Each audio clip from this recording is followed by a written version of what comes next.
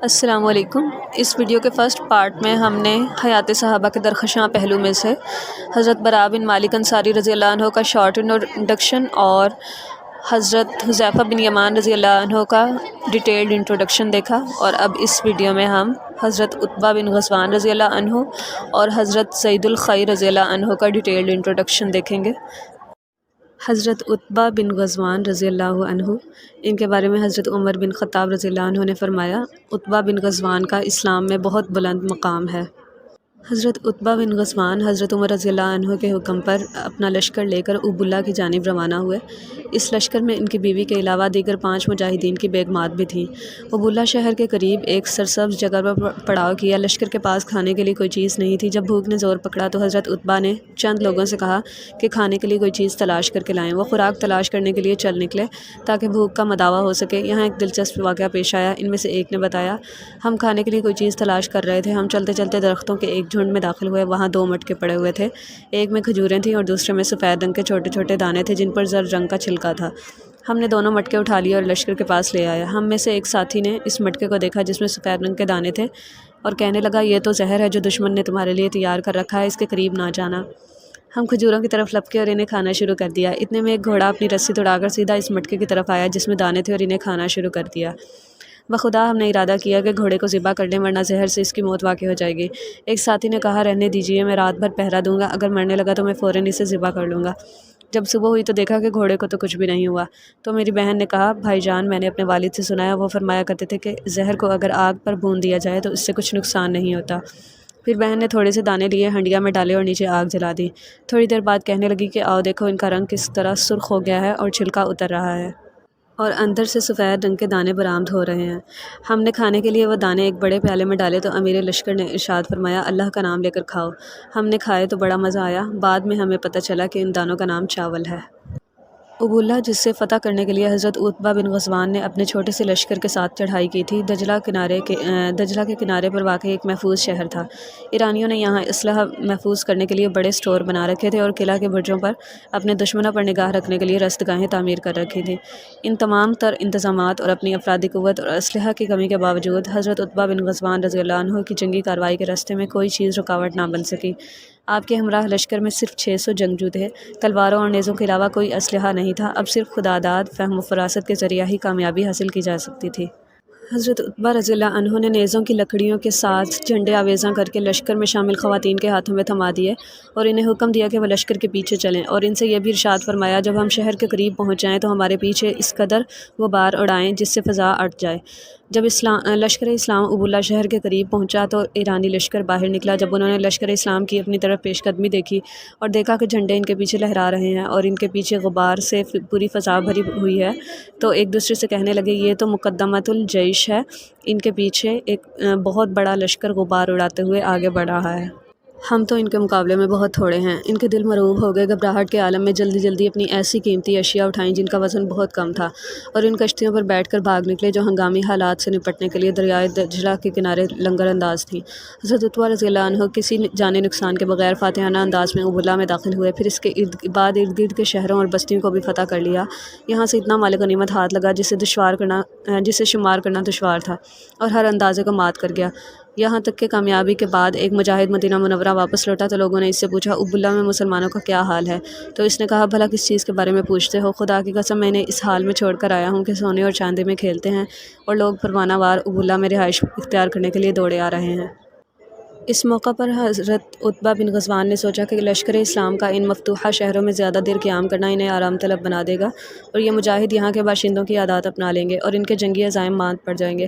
تو انہوں نے امیر المؤمنین حضرت عمر بن خطاب رضی اللہ عنہ کی طرف خط لکھا اور ان سے بصرہ شہر آباد کرنے کی اجازت طلب کی اور مجوزہ جگہ کی نشاندہی بھی کر دی۔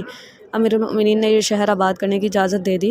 حضرت عتبہ رضی اللہ عنہ نے اس نئے شہر کا نقشہ بنایا۔ سب سے پہلے ایک بہت بڑی مسجد تعمیر کی۔ اس مسجد کو اسلام کی سربلندی کے لیے اپنی تمام تر مساعی کا مرکز بنایا۔ یہیں پر جہاد فی سبیل اللہ کے لیے قافلے ترتیب دیے جاتے تھے۔ مسجد کے ذریعے ہی انہوں نے دشمنان خدا پر غلبہ حاصل کیا، اس لیے شہر میں فوجیوں نے اپنے گھر بھی تعمیر کیے۔ لیکن حضرت عتبہ رضی اللہ عنہ نے اپنے لیے کوئی گھر نہیں بنایا اور آپ نے ہمیشہ خیمہ میں ہی رہائش رکھی اور وہ اپنے تئیں اس پر خوش تھے۔ حضرت عثمان رضی اللہ عنہ نے دیکھا کہ بصرہ میں رہائش پذیر مسلمانوں کے دلوں میں ایسی دنیا در آتی ہے جس سے انسان کا دل غافل ہو جاتا ہے۔ انہوں نے دیکھا کہ تھوڑا عرصہ ہی پہلے وہ لوگ جو چاول جیسے کھانے سے بھی ناآشنا تھے، وہ اب ایرانیوں کی طرح طرح کے لذیذ کھانوں سے لطف اندوز ہو رہے ہیں۔ انہیں اس دنیا سے اپنے دین کا خطرہ لاحق ہوا اور دنیا سے اپنی آخرت خراب ہونے کا اندیشہ پیدا ہوا تو لوگوں کو کوفہ کی مسجد میں جمع کیا اور یہ خطاب فرمایا، لوگو یہ دنیا ختم ہونے والی ہے، تم یہاں سے ایک ایسے گھر کی طرف منتقل ہونے والے ہو جس پر کوئی زوال نہیں ہوگا، تم وہاں نیک اعمال لے کر جاؤ۔ میں رسول اللہ صلی اللہ علیہ وسلم کے ان 7 صحابہ میں سے ہوں جنہیں سب سے پہلے اسلام قبول کرنے کا شرف حاصل ہوا۔ ہم درختوں کے پتے کھا کر گزارا کر لیا کرتے تھے جن سے بعض اوقات ہمارے منہ زخمی ہو جاتے۔ ایک روز گری ہوئی چادر میرے ہاتھ لگی، میں نے اسے پھاڑ کر 2 حصوں میں تقسیم کیا، ایک کو میں نے بطور تہبند باندھا اور دوسرا حضرت سعد بن ابی وقاص کو تہبند باندھنے کے لیے دیا۔ اب ہم میں سے ہر ایک کسی نہ کسی شہر کا گورنر ہے، میں اس بات سے اللہ کے حضور پناہ مانگتا ہوں کہ میں اپنے تئیں عظیم بنوں اور خدا تعالیٰ کے ہاں ذلیل شمار کیا جاؤں۔ پھر حاضرین میں سے ایک کو اپنا نائب مقرر کیا اور انہیں الوداع کہہ کر مدینہ منورہ روانہ ہو گئے۔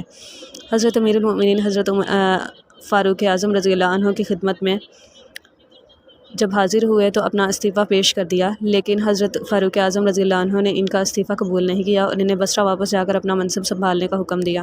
انہوں نے بعد خواستہ حضرت عمر فاروق رضی اللہ عنہ کا حکم مانا اور اپنی اونٹنی پر سوار ہو گئے اور یہ دعا کی، الہی مجھے واپس نہ لوٹانا، الہی مجھے واپس نہ لوٹانا۔ اللہ تعالیٰ نے ان کی دعا قبول کی۔ مدینہ سے ابھی تھوڑے ہی فاصلے پر پہنچے تھے کہ اونٹنی لڑکھڑائی اور حضرت عتبہ رضی اللہ عنہ سر کے بل گرتے ہی اللہ کو پیارے ہو گئے۔ انا للہ و انا الیہ راجعون۔ حضرت عتبہ رضی اللہ عنہ کے بارے میں ہم اور زیادہ مطالعہ کرنے کے لیے ان کتابوں سے استفادہ کر سکتے ہیں۔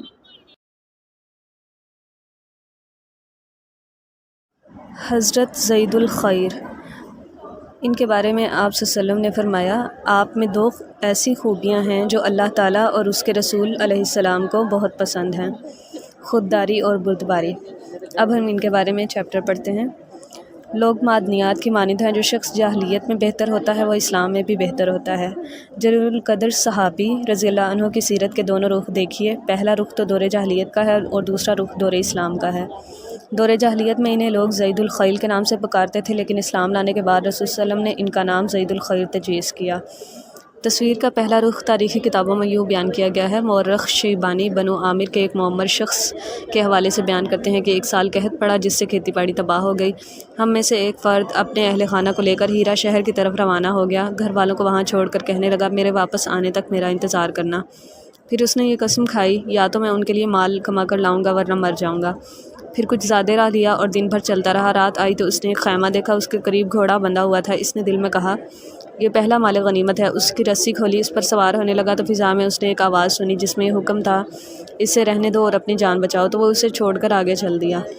7 دن سفر کرنے کے بعد ایک ایسی جگہ پہ پہنچا جہاں اونٹوں کا ایک باڑا تھا اور ایک طرف چمڑے کا ایک بہت بڑا خیمہ نصب تھا جس سے خوشحالی کی جھلک نمایاں نظر آتی تھی۔ اس شخص نے اپنے دل میں کہا، اس باڑے میں ضرور اونٹ ہوں گے اور ظاہر ہے اس خیمہ میں کچھ لوگ بھی ہوں گے۔ پھر اس نے خیمے میں بڑے ہی احتیاط سے جھانکا۔ سورج اس وقت غروب ہو رہا تھا۔ کیا دیکھتا ہے کہ خیمے کے وسط میں ایک بہت بوڑھا آدمی بیٹھا ہوا ہے، تو یہ بھی دبے پاؤں اس کے پیچھے جا کر بیٹھ گیا۔ بوڑھے کی اس کی آمد کا کچھ پتہ نہ چلا۔ تھوڑی ہی دیر بعد سورج غروب ہو گیا تو ایک بھاری بھرکم شہسوار نمودار ہوا۔ اس جیسا قداور شخص میں نے کبھی نہ دیکھا تھا۔ وہ ایک عمدہ گھوڑے پر سوار تھا، دائیں بائیں 2 غلام لگام تھامے چل رہے تھے اور ان کے جڑوں میں تقریباً 100 اونٹنیاں بھی تھیں۔ ان کے آگے ایک دیو ہیکل اونٹ تھا۔ اونٹ جب بیٹھا تو سب اونٹنیاں بھی اس کے ارد گرد بیٹھ گئیں۔ شہسوار نے ایک موٹی تازی اونٹنی کی طرف اشارہ کرتے ہوئے خادم سے کہا کہ اس کا دودھ دوہ لو۔ اس نے فوراً حکم کی تکمیل کرتے ہوئے دودھ دوہا یہاں تک کہ برتن بھر گیا۔ اس نے وہ برتن بزرگ کے سامنے رکھا اور بطور ادب پیچھے ہٹ گیا۔ بزرگ نے 1-2 گھونٹ پیے اور برتن رکھ دیا۔ وہ شخص کہتا ہے کہ میں دبے پاؤں آگے بڑھا، برتن پکڑا اور تمام دودھ پی گیا۔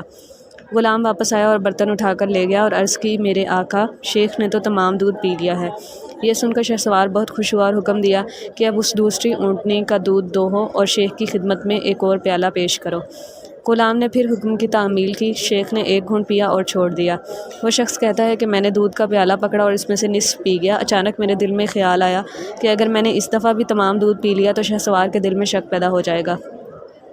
پھر شہسوار نے اپنے دوسرے غلام کو حکم دیا کہ ایک بکری ذبح کرے، تو اس نے بکری ذبح کر دی۔ شہسوار نے بذات خود گوشت بھونا اور شیخ کو اپنے ہاتھ سے کھلایا۔ جب وہ خوب سیر ہو گیا تو پھر خود اور اس کے دونوں غلاموں نے کھایا۔ تھوڑی ہی دیر بعد تمام لیٹ گئے اور گہری نیند سو گئے۔ اس موقع کو غنیمت سمجھتے ہوئے میں اونٹ کے پاس آیا، اس کی رسی کھولی، اس پر سوار ہو کر ایڑی لگائی تو اونٹ چل پڑا اور اس کے ساتھ ہی تمام اونٹنیاں بھی چل پڑیں۔ میں رات بھر چلتا رہا۔ جب صبح ہوئی تو میں نے ہر طرف نظر دوڑائی، مجھے کوئی ایسا شخص دکھائی نہ دیا جو میرا تعاقب کر رہا ہو۔ میں نے رفتار اور تیز کر دی، یہاں تک کہ کافی دن چڑھایا۔ پھر میں نے ایک طرف دیکھا، دور سے ایک بہت بڑی بلا میری طرف بڑھتی ہوئی دکھائی دی۔ وہ مسلسل میرے قریب ہوتی جا رہی تھی۔ جب بالکل قریب پہنچی تو پتہ چلا کہ یہ تو وہی شاہ سوار ہے جو اپنے اونٹوں کی تلاش میں میرا تعاقب کر رہا ہے۔ میں نے اونٹ کو ایک طرف باندھ دیا اور اپنی ترکش سے تیر نکال کر کمان میں رکھا اور اونٹ کی اوٹ میں نشانہ باندھ کر کھڑا ہو گیا اور وہ شاہ سوار کچھ فاصلے پر کھڑا ہو گیا۔ اس نے مجھے کہا، اونٹ کی رسی کھول دو۔ میں نے کہا، یہ نہیں ہو سکتا، میں ہیرا شہر میں بے بسی کے عالم میں بھوکی پیاسی عورتیں اور بچے چھوڑ کر آیا ہوں، اور میں نے قسم کھائی ہے کہ میں اپنے گھر والوں کے پاس یا تو کچھ مال لے کر جاؤں گا ورنہ مر جاؤں گا۔ اس نے کہا، ارے کم بخت، تم اپنے آپ کو اب مردہ ہی سمجھو، میرا حکم ہے کہ شرافت سے اونٹ کی رسی کھول دو۔ میں نے کہا، میں تو ہرگز تجھے اونٹ نہیں دوں گا۔ اس نے کہا، تم بڑے مغرور ہو، تم مجھے جانتے نہیں کہ میں کون ہوں۔ پھر کہا، مجھے اس اونٹ کی لگام بتاؤ کدھر ہے؟ اس میں 3 گریں تھیں۔ پھر اس نے مجھے کہا، بتاؤ کس گرہ پر نشانہ لگاؤں؟ میں نے اشارہ کیا درمیانی گرہ میں۔ اس نے تیر پھینکا تو وہ درمیانی گرہ میں آ کر اس طرح پیوست ہو گیا جیسا کہ اسے اپنے ہاتھ سے وہاں نصب کیا ہو۔ پھر اس نے دوسری اور تیسری گرہ کا نشانہ لگایا۔ جب میں نے تیر اندازی کی یہ مہارت دیکھی تو میں خوفزدہ ہو گیا اور اپنا تیر ترکش میں رکھ لیا اور باادب انداز میں کھڑا ہو گیا۔ شاہ سوار میرے پاس آیا، میری تلوار اور تیروں بھری ترکش مجھ سے لے لی اور کہا کہ میرے پیچھے سوار ہو جاؤ۔ میں اس کے پیچھے سوار ہو گیا۔ اس نے مجھ سے دریافت کیا، میں تیرے ساتھ بھلا کیا سلوک کروں گا؟ میں نے عرض کی، کسی اچھے سلوک کی مجھے توقع نہیں۔ اس نے کہا، کیوں؟ میں نے عرض کی، چونکہ میں نے تمہیں بہت پریشان کیا اور اب اللہ نے تمہیں کامیاب کر دیا ہے اور اس وقت میں تمہارے قبضے میں ہوں۔ اس نے کہا، کیا تمہارا خیال ہے کہ میں تمہارے ساتھ برا سلوک کروں گا جبکہ تم نے میرے باپ محلل کے ساتھ بیٹھ کر کھانا کھایا ہے اور تم ایک رات اس کے مشروب کے ساتھی بھی رہے ہو؟ جب میں نے اس کے منہ سے محلل کا نام سنا تو میں نے دریافت کیا، کیا تم زید الخیل ہو؟ اس نے کہا، ہاں۔ میں نے عرض کی، تو پھر مجھ پہ مہربانی کریں۔ اس نے کہا، گھبراؤ نہیں، تجھے کچھ بھی نہیں کہا جائے گا۔ وہ اپنے ڈیرے پہ مجھے لے گیا۔ وہاں جا کر اس نے مجھ سے کہا، خدا کی قسم، اگر یہ اونٹ میرے ہوتے تو سبھی تجھے دے دیتا، لیکن یہ میری ایک بہن کی ملکیت ہیں۔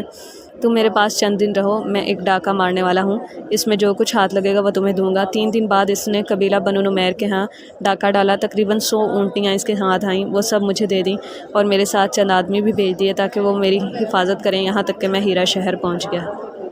یہ زید الخیل کی زمانہ جاہلیت میں سیرت کا ایک پہلو تھا، لیکن دور اسلام میں ان سے متعلق داستان تاریخی کتابیں میں کچھ اس انداز میں تحریر کی گئی ہے۔ جب زید الخیل رضی اللہ عنہ کو نبی صلی اللہ علیہ وسلم کے متعلق علم ہوا تو ان کے دل میں آپ صلی اللہ علیہ وسلم کی دعوت معلوم کرنے کا شوق پیدا ہوا۔ سواری تیار کی اور اپنی قوم کے سرداروں کو مدینہ منورہ جانے اور نبی صلی اللہ علیہ وسلم سے ملاقات کرنے کی دعوت دی۔ ان کے ساتھ قبیلہ بنو تیم میں سے ایک بہت بڑا وفد بھی سفر کے لیے تیار ہو گیا۔ اس وفد میں زور بن سدوس، مالک بن جبیر، عامر بن جوین اور دیگر سردار شامل تھے۔ جب یہ مدینہ پہنچے تو مسجد نبوی کا رخ کیا، اپنی سواریاں مسجد کے دروازے پر بٹھا دیں۔ دیکھا کہ رسول صلی اللہ علیہ وسلم ممبر پر کھڑے لوگوں سے خطاب فرما رہے ہیں۔ ان کے دلوں پر آپ صلی اللہ علیہ وسلم کی باتوں کا بہت رعب طاری ہو گیا اور مسلمانوں کا آپ صلی اللہ علیہ وسلم سے قلبی تعلق اور ادب و احترام دیکھ کر بہت حیران ہوئے۔ جب نبی صلی اللہ علیہ وسلم کی ان پر نظر پڑی تو آپ صلی اللہ علیہ وسلم نے مسلمانوں کو مخاطب ہو کر فرمایا، میں تمہارے لیے اس عزا سے بہتر ہوں جس کی تم پوجا کرتے ہو۔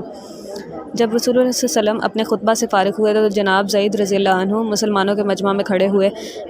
آپ بڑے خوبصورت اور دراز قد تھے۔ ان کا قد اتنا لمبا تھا کہ جب گھوڑے پر ہوتے تو پاؤں زمین کو چھوتے۔ مجمع میں کھڑے ہو کر بآواز بلند کہا، یا محمد صلی اللہ علیہ وسلم، میں اقرار کرتا ہوں اللہ کے سوا کوئی معبود حقیقی نہیں اور یقیناً آپ صلی اللہ علیہ وسلم اللہ کے رسول ہیں۔ ان کی بات سن کر رسول اللہ صلی اللہ علیہ وسلم متوجہ ہوئے اور فرمایا، آپ کون ہیں؟ عرض کی، میں زید الخیل بن محلل ہوں۔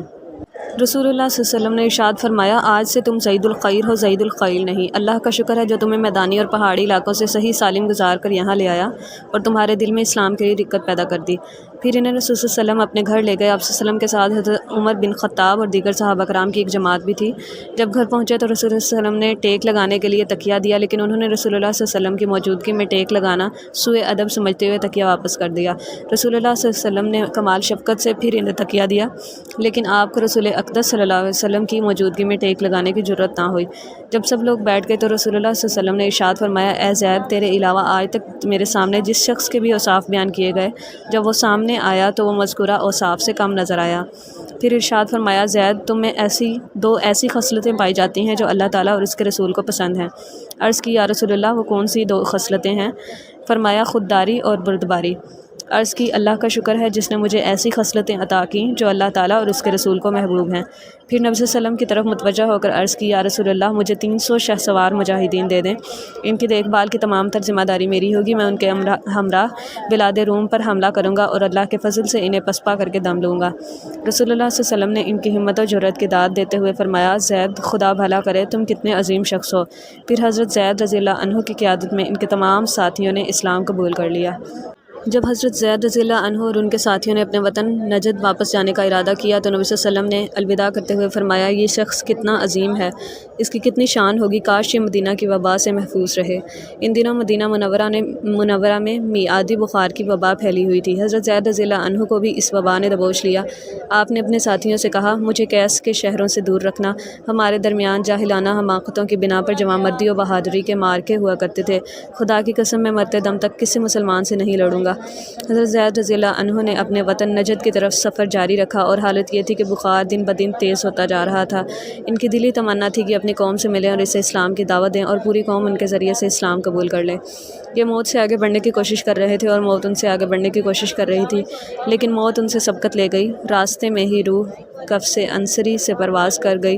اسلام اور موت میں کوئی ایسا وقفہ نہ ملا جس میں یہ کسی گناہ کا ارتکاب کر سکیں۔ حضرت زید رضی اللہ عنہ کے تفصیلی حالات معلوم کرنے کے لیے ہم ان کتابوں کا مطالعہ کر سکتے ہیں۔